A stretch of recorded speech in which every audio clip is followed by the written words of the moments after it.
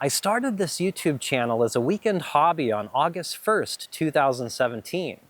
Since then, it's grown into a thriving international community of like-minded people, fellow polar warriors. The whole experience has been extremely transformative. I've learned more about bipolar disorder and more about myself than I'd ever imagined possible. I'm still learning, and by doing so, I've grown a lot as a person. Today, I'd like to share 10 of the highlights with you. 10 things I've learned over the years from being a mental health YouTuber. Without further delay, let's get to it. Number 1, I've learned the importance of treating the illness first.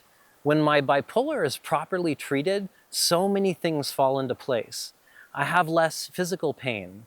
My desire to abuse substances is much less.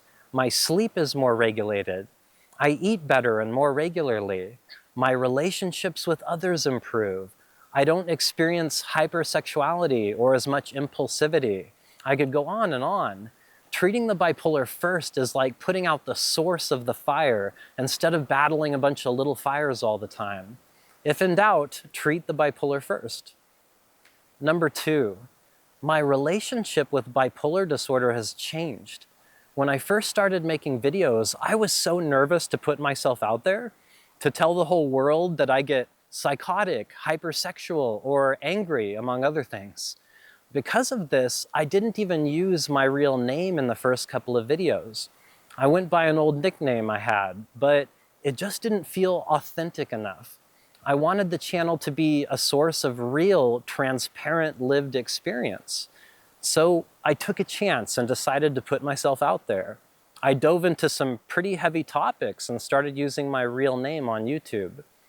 The responses and feedback were amazing. My viewers embraced what I had to say, and many of them started to follow my work. As I got more comfortable talking about bipolar, my relationship to the illness changed. I started to see the illness as an opportunity to help others, and I started to see that it was manageable, similar to diabetes. I've learned to see the illness differently, and that has been profound. Now for number 3. I've learned the value of mindfulness and therefore have become much more self-aware. Part of the illness is not knowing when we're symptomatic. It's so easy to miss subtle and even blatantly obvious signs of trouble. For me, mindfulness is a quarter of the equation when it comes to managing the illness. It's that big. Another quarter is lifestyle changes, and the last half of it for me is meds. With the help of the bipolar community, I've learned many different ways to gauge and identify my moods before things get out of control. In fact, I recently made a video called 21 Ways to Decipher Your Mood. If you haven't seen it yet, I highly recommend it, especially if you're into mindfulness like I am. Number 4 is a real important one. I've learned the value of peer support. The best analogy I could give would be like being stuck in a foreign country where you don't speak a word of the language. All of a sudden you hear someone yelling, "Do you speak English?" It's so validating to hear someone else speak your language. Hearing people talk about their personal lived experience with bipolar has changed my life. It's validated my feelings and reminds me that I'm not alone. You might not know this, but I host private monthly peer support groups through Zoom. Anyone who is a member of my Patreon community can join in the meetings. There's a link in the video description if you want to check it out. Moving on to number 5. I've learned and am still learning how to set boundaries with people. Boundaries aren't meant to push people away, they're meant to keep relationships together. Regretfully, I have more people reach out to me than I could possibly help. Sometimes I have someone who's in crisis contact me. It's so hard to tell someone that I'm not able or qualified to help them, but it's necessary at times. Boundaries are also a huge part of my time management. I'm such a people pleaser that it's easy to get stuck on the phone for hours, and then I forego working on a new video. Videos are what help the greatest number of people. Without boundaries, I wouldn't have a healthy work relationship. Number 6, I've learned the importance of asking for help. When I first started Polar Warriors, I was responding to and moderating every comment on the channel myself. I was trying to film all the videos by myself. I didn't have anyone to critique or provide feedback on my work. As the channel grew, my wonderful hobby started to become a source of stress. I was being pulled in so many different directions that it made it hard to work on new videos. I knew that if it continued, I'd risk losing the motivation to keep producing new content. So I asked for help. I reached out to a few of my very first dedicated subscribers, asking if they wanted to be part of the team. The ones that said yes have become like family to me. Learning to ask for help has been key to the continued success of the channel. Number 7, I've learned to be extremely careful with my words, especially running a mental health community. I have unintentionally said things to others that were triggering. For example, I used to say, I am bipolar, or John is bipolar. Now I say, I have bipolar, or John has bipolar. The way we use words is important. Bipolar isn't an identity. We are so much more than a single diagnosis. We shouldn't define ourselves by saying we are bipolar. We should say we have bipolar. I was so grateful that members of my audience pointed this out to me.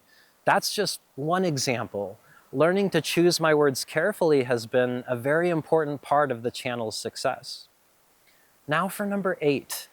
I've learned to let go of the nasty comments and to stay away from the keyboard when I'm not well. The comment section is where our community thrives. It's where we share and learn from each other. But as you can imagine, we get some really symptomatic people in the comment section from time to time. My team and I work hard to ensure that the comment section stays a safe and encouraging place. This involves a lot of moderating, and I couldn't do it without the help of my team. That said, special thanks to Diana, Rachel, and Vic for everything you do. Number 9, I've learned to never make videos when I'm symptomatic. I know there are quite a few YouTubers who feel it's a good idea to film themselves while manic, depressed, or even psychotic. Most of them are doing it to garner more YouTube views. I find these videos to be dangerously triggering and extremely irresponsible. These YouTubers may want people to, quote, not feel alone, but I think there are much better ways than displaying our worst moments on video. All that said, I don't turn the camera on when I'm not well, but that's just me. To each their own. We've made it to number 10, the last one on the list today. I've learned how individual each person's experience is living with bipolar disorder. I always mention how we have our own brand of bipolar. We all have different types, triggers, thresholds for coping, traumas, comorbidities, and lifestyles. I didn't know this when I first got diagnosed. I thought bipolar was just bipolar. We go up, we go down, that's about it. Now I know it's much more complex than that. I've developed a deep appreciation and compassion for how unique our experiences are. So there you have it, ladies and gentlemen. 10 things I've learned since I started Polar Warriors. In the most ideal of situations, this video motivates someone out there to start their own YouTube channel, to help educate and advocate. We need more people on YouTube sharing their story. In fact, if you need some help getting started or want some tips on running a bipolar-related YouTube channel, there's a link in the video description where I can be reached directly. I've helped several people get started, and it feels amazing to be a part of that. Take extra good care of yourselves, and I'll be back here soon with more Polar Warrior videos. Stay well.